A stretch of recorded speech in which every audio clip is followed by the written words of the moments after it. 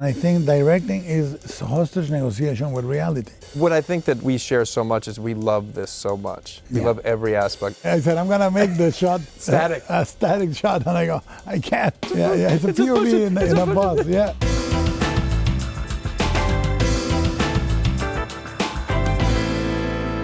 Guillermo, so good to see you. Hola, Bradley. Yeah, you feel far away.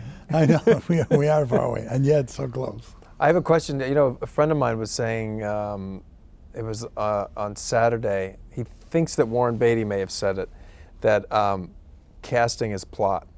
Yes. I thought that I had never heard that before. That is a great way of putting it. Yeah. Yeah, because any variation you do to a story, whether it's origin, race, age, you change it. I was discussing it the other day with Al Pacino. Really? And we were talking about Shakespearean plays and this and that.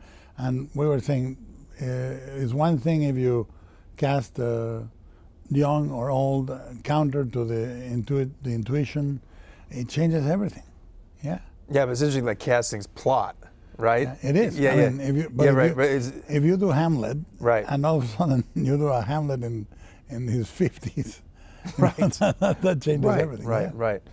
So on that note, having a project that you've been sitting with since you were a kid, maybe subconsciously, then in your adulthood as a young director, and now when you're like, this is the time to make it, these characters have been living, were born in you, were born before you adopted them, right? And then they gestated inside you. Yeah. And then all of a sudden this idea of casting as plot. Tell me about that in terms of Mia Goth, also Oscar Isaac and Jacob Elordi. Well, this is how key. It's changed maybe or affected or... Well, when you read the book, obviously Victor is a young student. You know, Victor is very young in the book and brilliant. I find this fascinating. People in their 30s that have not stopped being in their 12s, like when they are kids. Yeah. And the point of the character for me is when his mother died, he stops growing emotionally. You know, he may grow intellectually, he may grow socially, and I wanted Oscar to also not belong completely to the family of Charles Dance's character, Leopold. You know, that he would be frowned upon because his skin was darker and his hair was dark and unruly, and he had this sort of more fiery temperament and all that, and it was written for him. That is a decision, motor coordination between the eye of one dead man and the arm of another, infused with a new will and the rudiments of understanding. In the case of Frankenstein, except for Jacob Elordi, every part was written for the actor playing the part. You knew it before. Yeah, you tailor it to them. Right. You know, and I think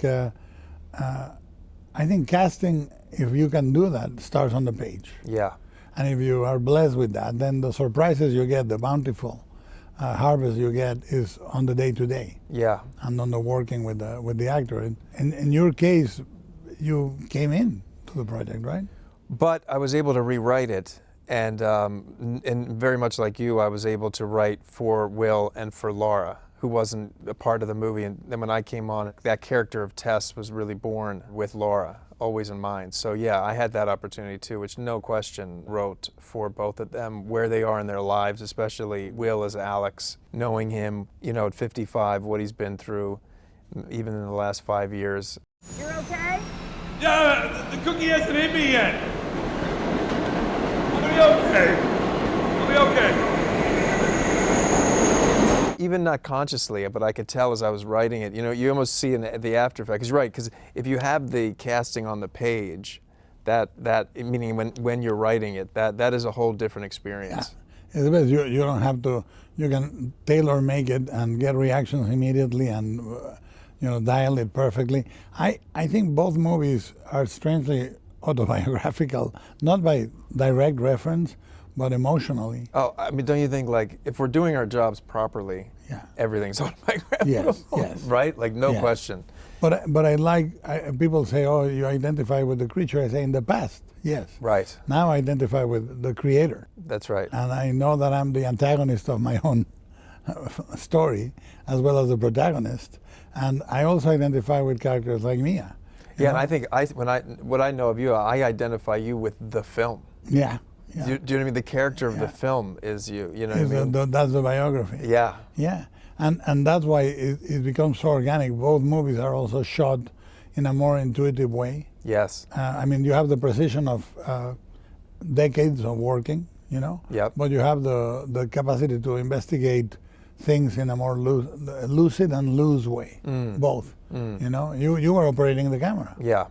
which I think is a privilege It is a privilege. that I cannot partake of. Yeah, I mean, it was, well, first of all, Scott Sakamoto, who was there also, and Maddie operate as well, but I did wind up operating the lion's share of the film, which was very pleasing and allowed to create an environment with the actors that was very special, because it was all happening in real time in the moment. There was no, I was able to keep the flow going constantly. You seem like a pure, like I believe you that you just found this thing and now you're in love with stand-up. Other than the fact that I'm really insulted, thank You're you. bad. You're really bad. Did you talk to them behind the camera? Did you give instructions like on the moment to improvise? Not so. I mean, I would say lines or ask them to explore something. Especially when we would be there were scenes in the Comedy Cellar, and most of those people aren't actors; they're comedians. They're great actors, actually. So I would be talking to people constantly. Yeah. So you were David O. Russell?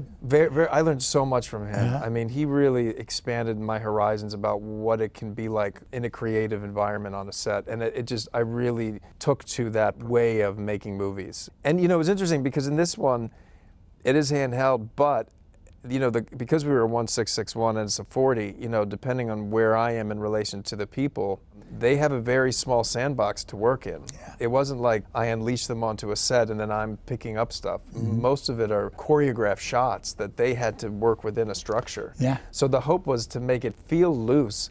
But if I think back to the other movies, even Maestro, it's as structured as Maestro. Yeah. You know, you'd have to talk to the actors, but they definitely had to work within confines in the hopes that it feels like you're saying. Yeah, I mean, I think Frankenstein is my last of the Mohicans with the technique of the technocrane used to roam around Right. and find the symphonic movements and all that. My hope is the next live action movie I make is. But it is sort of seductive. yeah.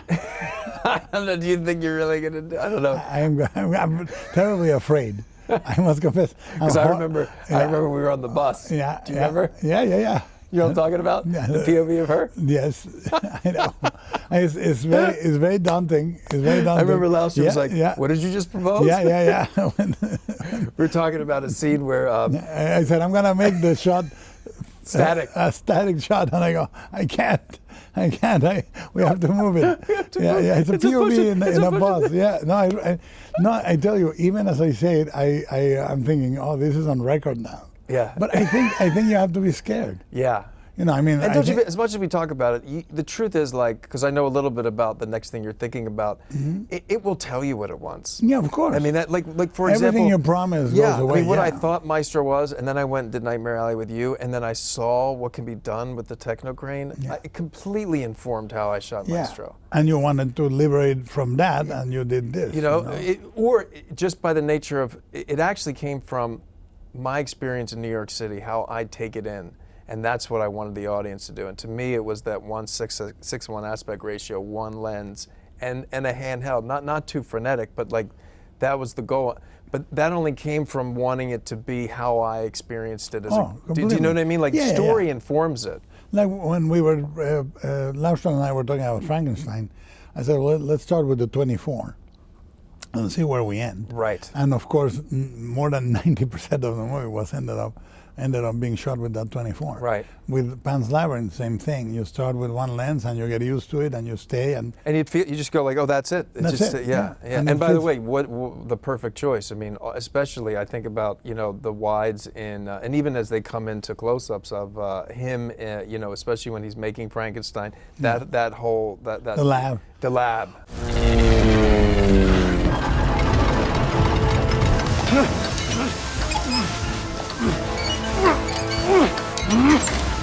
It's because I said, well, the sets are character. Right. Like the Medusa head is expressing how he feels inside.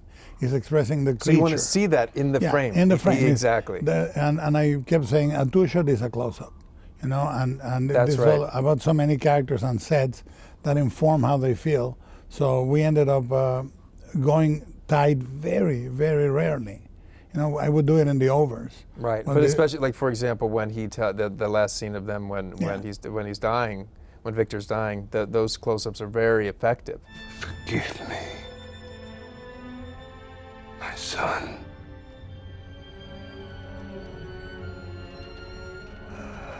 Yeah, Because we haven't had the them. We rest haven't of the had tale that is over. intimacy. Yeah, no, and now they are. There's one shot that I'm particularly proud of where Jacob looks 6 times the size of a regular human being, and it was just about moving the camera at a little angle and pulling him closer, and you see it, and his hand looks enormous. He looks enormous, Right. but it looks like Victor looks like a baby. Right. Like now the child is parenting the father, and I think it's only because if you choose a lens and you can work with it, you let the movie breathe. I agree. You have the vocabulary flows in a different way. You're not saying, well, now you're in a long lens, everything is out of focus except the face. It has a different weight, and the more I go through the process, the more I find that very useful. Me too, yeah, because sometimes I'll get taken out if you're aware of the lens change and you don't really quite understand. That's what happens with age, I guess. Yeah, right? Now operating to me in a location like the comedy club is so tight, Yes, and it was packed. yeah. And yet I was asking you, is it a set? And you said, no, it's a location. Yeah, and it's fun. I'm glad you asked that because it's very small. So that 40 was very generous, but not making it feel any different than what it is, but not feeling like, oh, they should have picked a different set. And it was really about finding, for example, landing on the wide being a straight shot and not at a diagonal, which I would sort of maybe be more inclined because you'd get more space and you're at a triangle, but instead it's straight on with him profile, and then you're close up. What tipped me off was that I'm living in an apartment on my own. Yeah. And my wife and kids don't live there. Yeah, that was a wonderful experiment. We had time there, Maddie and I, we would just, and Will, and we would go there and just, whenever Liz, the manager, would let me go down there. I went there, maybe 5 or 6 times throughout the 3 months leading up to the movie, just trying to figure out the way to shoot that down there. Because if you go there, you'll just see it's very small. No, I do remember that place, and it was tiny. But the other thing that I like is there is, there's a lot of thought into the image making of the movie, but there is no manicuring. Frankenstein for me is the culmination of a certain operatic design and style that you can see in Shape of Water, you can see in Pan's Labyrinth here and there, but it evolved into this very careful color coding and shape. But in your movie, it feels like life. It feels like, but I know you, and I know you're not a happy-go-lucky filmmaker, so there's definitely a sense of style for the movie. Well, it really comes down to like point of view, and early on I thought I want to feel the way I feel when I go to the cellar, which is magical and away from, and I'm lucky to have found it, that one of those places. And that's why I love just the geography of it, going down and then into this other world. But it was but I want it to be the point of view of whoever's on stage for the most part. What does that feel like? And that's what landed the style. So even when I'm away wide for that half of his first monologue, first open set, you're still connected to him. You see all those people, but it's not like I wanted to feel like I'm not somebody in the club there. I'm part of him just away taking in, I'm in front of all these people, and then we're back. And then as he gets more comfortable, we arrive to him through some people, and maybe we as a moviegoer feel more comfortable being in because we see that he's more comfortable. But also, when he starts the movie, it feels a lot colder or a little more Yeah, well, that was the constrained. benefit of that blue background in the gym. Yeah. There's that blue plastic. When we shot it in the gym that my daughter goes to school at, and I saw that, and I was like, put him behind that, That was it. and then we're going to keep to the warmth of the cellar and the reds and a different hue of blue and yellows.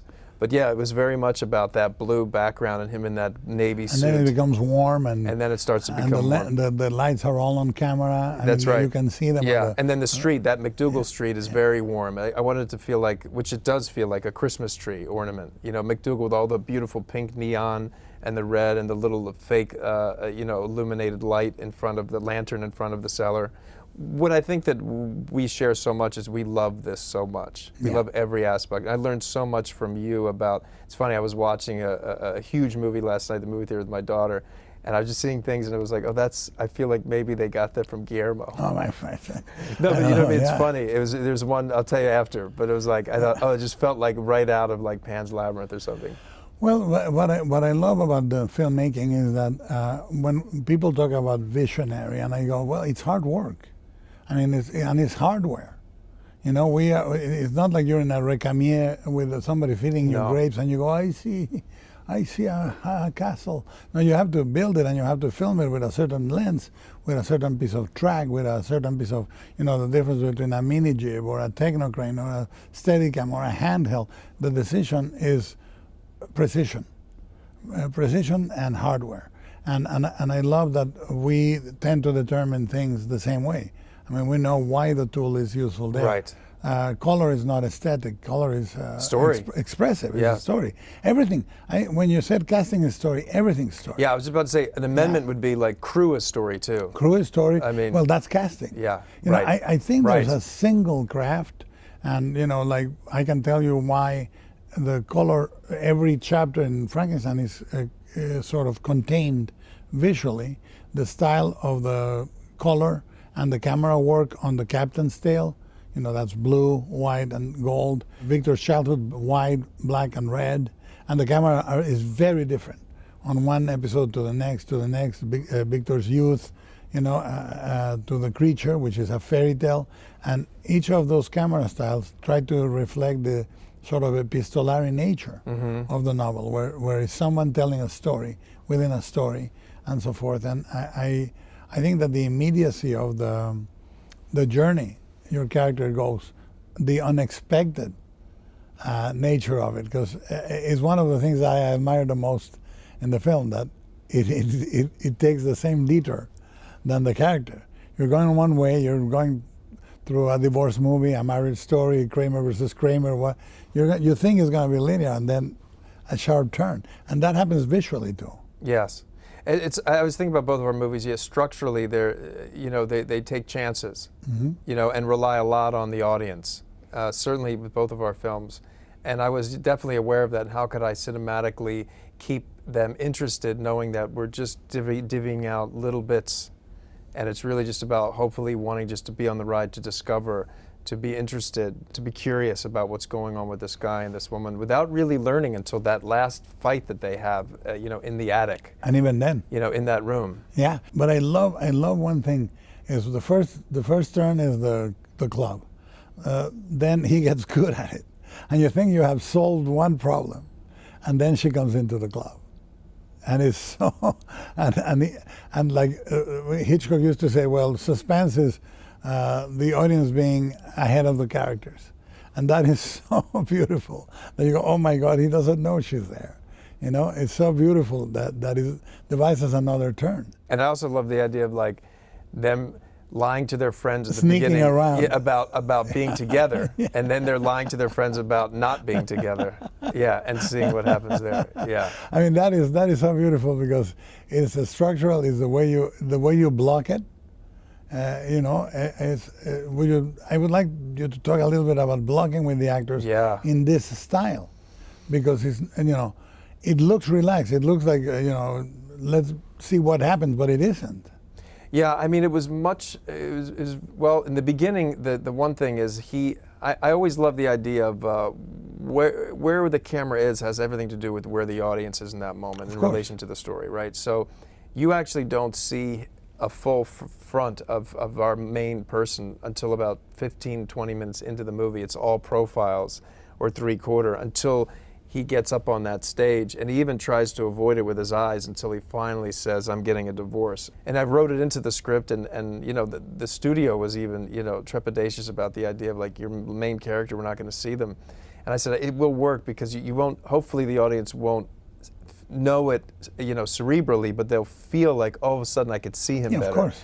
But and then to talk about Will's performance, I mean, getting him to do that organically, because it was so structured. I had to be on him, and I wanted to just be behind his right shoulder, want him to exhale when she says Alec Novak, mispronounces his name, and then we're with him going around, and then when we come around on him, he's still avoiding the camera without it feeling like he's avoiding the camera. Which is the trick. Which is the trick. And then, and even with his eyes, and then be able to land organically with I'm getting a divorce to just almost into the lens. Yeah, I remember that shot on Maestro where he goes backstage and comes to silhouetted profile. Yeah. And how much that was a device. And then you're going with him into Carnegie Hall. Yeah, yeah. You know, so this is a device I've seen you use. Yeah, and that was all about getting that profile. That's sort of archetypal profile of Lenny. Yeah. You've seen so much And in the then black he and goes white, in. and then so you see like the legend, and then he comes back into the light, and he's he's 21 years old. Yes, and then he's there with the suit that's too big. So it's emotion, and to me, that's the thing is style. Doesn't exist if it's not there to provoke emotion. Yeah. I remember when I said to Kate Hawley, the wardrobe designer, make me a red train for the mother, like an umbilical cord. Right. That then the camera is going to follow until we find Victor, right? And it's to create an emotion. It's like a fairy tale suspension of reality moment, and then that same train floats in the wind. In the exterior shot. And I felt so blessed. And Dan said, we got it. I said, no, let's do another one. I want to adjust this and that. And he said, well, we're never going to get the wind. I said, every take is going to get the wind. And every take it happened. And every time I was emotionally thinking, it's not how beautiful it is, it's how ideal it was. Like this is the way he remembers his childhood. And his mother. And I love that moment because he's so alone, right? And he's with all this opulence, but he's so alone. And then you have the monster hiding behind this wooden wall, looking at this family. But we as an audience know that he is familial, he is warm because of the mice or the rats. Yes. They're not scared of him. He's already making a home behind them. I love that choice of yours. That just visually you're telling so much about what could be a guy that's scary, hiding, but just the fact of these rats and the way they move. And he applauds. Yeah, when they are happy, and he pats himself in the back. No, and that is very pointedly in one shot where we are outside with him, and he says, and then I just did it, and he crosses into the house, which he has observed through the wall, and the camera crosses with him through the set. Yes. And all of a sudden he's in a completely different environment. It's the widest shot of the house. Of the blind man's house. I did it on purpose so that when we enter the house, which we have seen repeatedly, is the first time you see it like he sees it, so wide, so magical, and we stay on his back.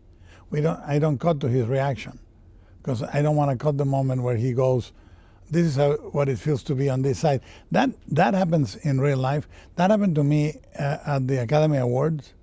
When I got the first Academy Award for Shape of Water, people say, how does it feel? I say, well, you're sitting in your seat in the audience, and then you climb up, and you turn around, and you go, oh,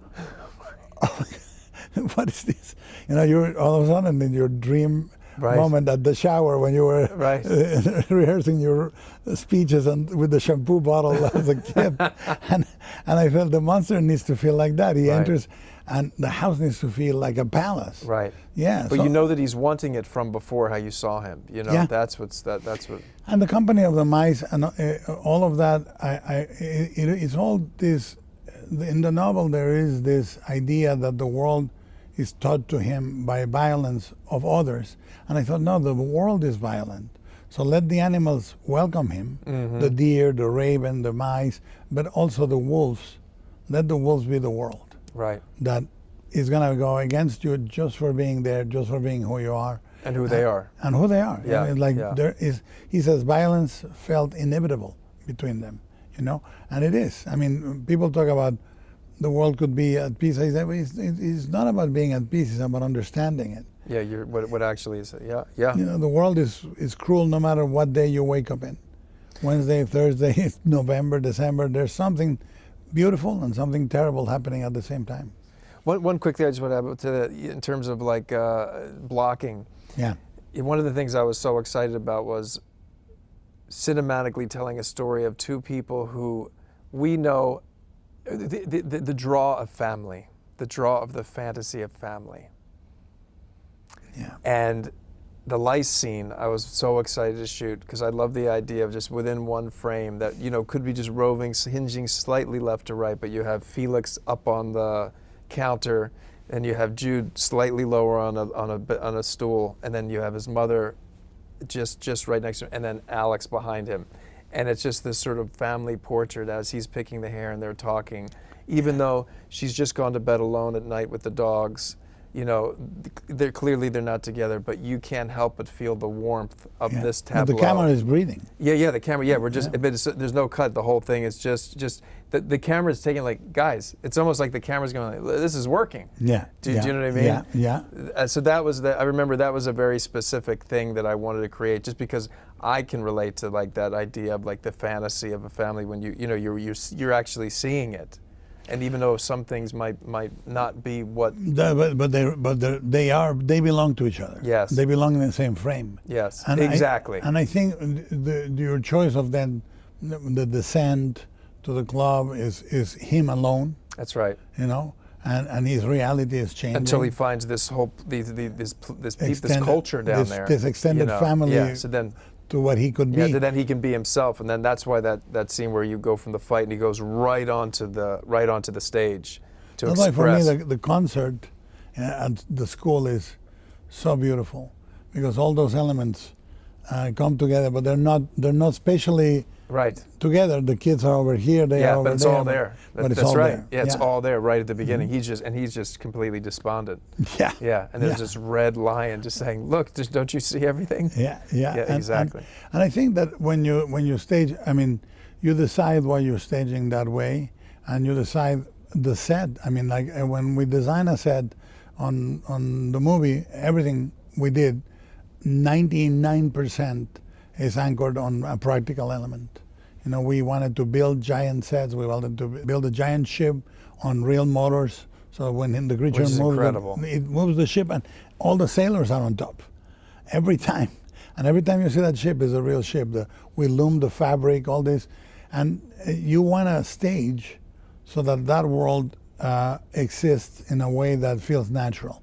Because if the style is a notch or two above, and you stage it to show only, the illusion disappears. So we stage like an opera. We enter the sets, for example, the really important sets, we enter with the character.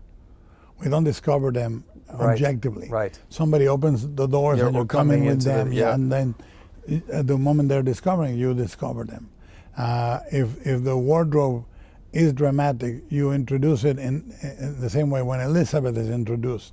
She has a skull and her back is to us, and she takes 1, 2, 3 beats, and then finally she turns.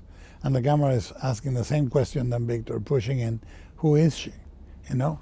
So I even the height of the camera, which is the height of the point of view of a child. Right. For the large majority of the film, only cranes up and down with Victor when he's telling his story of his youth, because he's idealizing it, you know. So I think all this, the craft of staging and building sets and determining wardrobe, it is all to only tools to tell a story. I always say there's no eye candy, there's only eye protein if you're telling the story through the visual decisions. For example, where the young Victor is learning, right, and the father comes, it almost feels like a hallway. Yeah. I really love the rectangular nature. Could you just talk about that choice? Yeah. Well, because it's long and it's rectangular. It's very specific. Yeah, we actually scouted all of Scotland to find that location. Because to me, it felt like he was in between places. It wasn't a solid ground. It felt like it was a causeway in between two places. That felt conscious to me. Well, we found the locations that define his childhood. All the marble color in the mother's area of living in the house is the same colors on the creature. You know, basically the same colors of soft ivory and pure white marble, and all those colors exist in the creature. And the father's world is this almost academic library, and it took so long to find that. We found it. Nobody had shot there. I get it. It was the first time, and there were no shelves, so we put all the shelves. But Wow. I was scouting with Miles, my partner in production, course, great and I kept producer. saying it's not long enough. And they said, "What are you talking about? This is like a cathedral." I go, "No, it needs to be longer Right. than it's wide," because I wanted to feel like this is all that the father knows, and this is all the kid is gonna know. Yeah, and Like, it it worked. has to be books. Yeah, it worked. Yeah, and is a different, is the only Purely goal. cerebral. Purely cerebral. Yes. And the way he punishes And him. he's stuck in the middle on a little table. Yeah. You know what I mean? Drinking milk. Yeah. And reassembling his mother. Yeah. Yeah. Exactly. Yeah. No, I think that choosing locations is as important as building sets. The location has to be perfect and it doesn't matter when you find it, how you find it. When we found the rocky beach where the creature rises, that cliff was there, everything was there, and we knew that on a 24 that is gonna look like the creature finally is in a place with no ceiling. Yeah. For the first time in his life, I needed the sky to feel much larger than normal. So we were shooting low to the ground with the rocks in the foreground, and the sky is limitless. It's true. I was always looking for hopefully finding a house in Oyster Bay where, because I think I'd already written that about the attic, that it was going to take place in the attic, and then I saw that little minaret that was on, you know, that it was round, so they had no angle, so they can't escape each other in the end. They're ready to face each other. So the location helped, you know, and then there was that great hallway that looked like a church almost. The staging comes from the location. I Yeah. think that's the thing. One detail can change everything. And you have to identify the accident.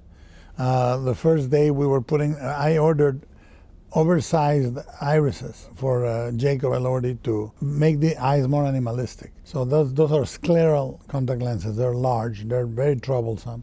He puts one on, and the other one hurts.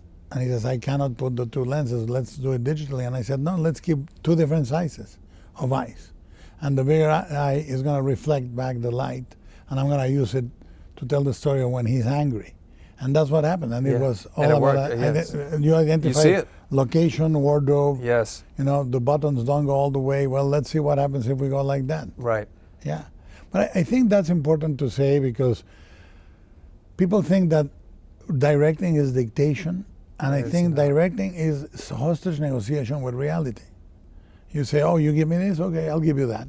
You know, you have to be able to. And it has to me at least, and it has to happen in a calm setting for you to be breathing, so that you can, because things can just pass you by, these wonderful gifts, and if you're not listening, you're not going to be able to see them.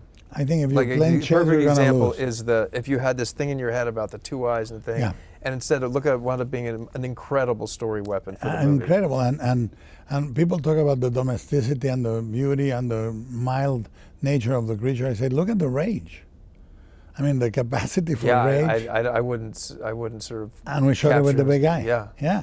No, it is. If you're not breathing, if you're not surfing, You're missing. if you're missing playing many chess things. with reality, you will lose. Yes. Because reality has a That's way right. of That's right. overpowering everyone.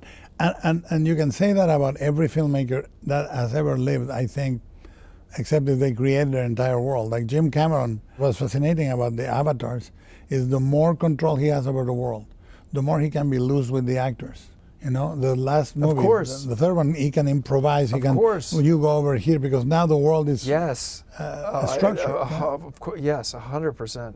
Yeah, so And they don't feel, it's funny, the more structured I am and clear, the more free they feel, even though Absolutely. it's so much more contained. I remember in my first movie, I was working with who I consider the best actor in Latin American cinema, Federico Lupi, on Kronos.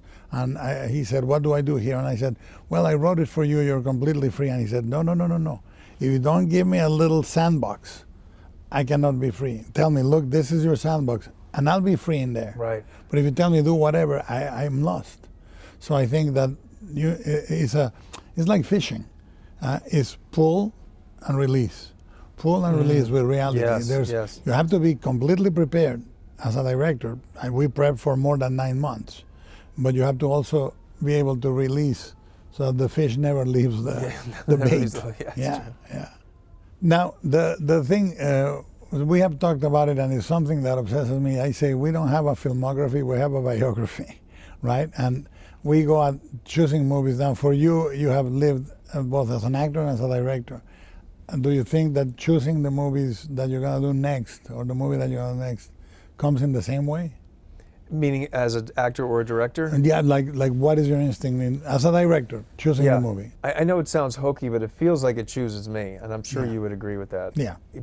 For the sheer reason that it takes so much work and energy that it has to be something that feels slightly otherworldly for you to be able to harness what it takes to actually see something through to its fruition.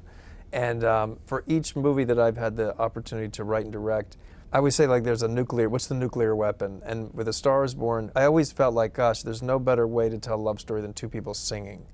Because it's so, you cannot hide. Pure. You know, maybe if you're a very trained singer, but like your instrument literally has to be open because we're wind and string instruments for the sound to come out and not be horrendous. So that, and then Gaga was the nuclear weapon. For Maestro, it was just the absolute love of that music. Not even Bernstein specifically at the beginning. It was much more just this symphonic element of music that I loved, and then just being obsessed with conducting since I was a kid. But then the nuclear power was finding Bernstein and Mahler, and then this marriage. And for this thing on. And for this, the music of the voice. It was Will Arnett. Yeah. What I thought could be nuclear is this guy who I know, who to me is like Robert Mitchum, and he's like, 6'4". His voice is like what you would dream of to have. Yeah. And to see him on a stage, just his voice and face, being where he is right now in his life as a man that I know, to be able, if he can just open up and let that come through, and if I could carve a story that can show all of that, I thought that could be nuclear. And you could push him. Exactly. Because you know him. That's right. I mean, you know exactly where he hasn't gone. Yeah, I wanted to, and every day was a struggle. Every day he was uncomfortable. Yeah, good. Good. And it was just about trusting me and just trusting all of the crew. And I wish we chose. I mean, I people say, why did you choose to do it? I mean, I say, listen, I've written or co-written 42 screenplays. Wow. I have 13 movies. So it's not like I said, no, not that one now. It's like, which one is viable? But if you're surfing, the one that needs to happen happens. Yes. Like, I'm very grateful. I mean, we went through Nightmare Alley that way. We went like that? Yeah. And we both had other it needed obsessions. to happen, by the way, that one needed to happen for Frankenstein. And for Maestro. No question. No question. Yeah. So, I think I could not have done Frankenstein had we not gone through Nightmare Alley. Yeah, same with Maestro. No, not even, there's no world. Even the fact that we both accepted this character is the worst and the best of us. Of us. And we were very biographical and very open. And I did that with Jacob and Jacob Elordi and Oscar Isaac. I said, let us not be the actor and the director. Let us be the really flawed human beings and confess to each other all our shortcomings. Yes. And come to these characters through that pain, But also, if I had done Frankenstein 20 years ago, I would have talked about my father and me only as a child. And it was too late for that. I needed to talk about me as a father and repeating mistakes through generations until somebody says, it's funny. Wait. I keep thinking as I get older, Stanislavski, I believe, talked about how you can't really artistically go through a traumatic experience until 7 years after you've experienced it. Mm-hmm. And if I look at something, it's really interesting. There is a truth to that. I think that you're able to get that kind of distance that then you can actually go back into the dramatize the mud of it, though. Effortlessly. So when you have two, it demands a lot. It demands a lot of no judgment. When I look back at A Star Is Born, playing an alcoholic, I was only after the movie that I realized the person that I was playing, that I never even was aware of it at the time, but I never could have done that. Jackson Maine wouldn't have been who I know he is for me if I hadn't gone through what I could have done if it was fresh, that thing. And I think that where I am in my life now, I don't think I could have been so open with relationships if I wasn't where I was As now, as I yeah. am now. Yeah, to tell a story with hope. And that's the blessing for me, it's in both. I think with your father and your parents, you Yeah. would no way you would have been able, like no, you said, I couldn't no have, way. I couldn't have done Frankenstein while my father was alive. Right. And it's not because I'm changing the memory of him, or simply because It's quite the opposite. yeah, no, we're enshrined, and once they're gone, they're there forever. But I remember the last moment between my father and I was a moment of peace. We were always good friends, we always loved each other, but there was a way to get immediately distant emotionally whenever you spend more than 3 minutes. Yeah. So how are you? Good. And you? Good. How's the work? Good. And you? Good. There's your mother. Go Yeah, over there. yeah. You know, it was not, and then at the end I went by his deathbed like 7 or 8 times. They said, he's gonna go, you gotta travel, and I would travel during Shape of Water, go to him, and he came back. Every time I went, he came back, and the doctor said, he comes back every time you visit him. And we had an incredible moment of peace at the end. And I said, I'm gonna go. And I knew he knew That was right. that when I left, he was gonna go. And I took the plane, landed in LA, and he had passed. Wow. And I think that and the grace of accepting the sun when your pain is so large that you think is unsustainable, and then you see the sun rising and you go, yeah, it's gonna rise no matter what. Right. I couldn't have gone That perspective you with wouldn't that have had. perspective. Yeah. I wouldn't have it. Yeah. Well, thank you, Guillermo. It's always Thank you, wonderful Bradley to be Cooper. with you. Guillermo del Toro. Bradley Cooper, a pleasure.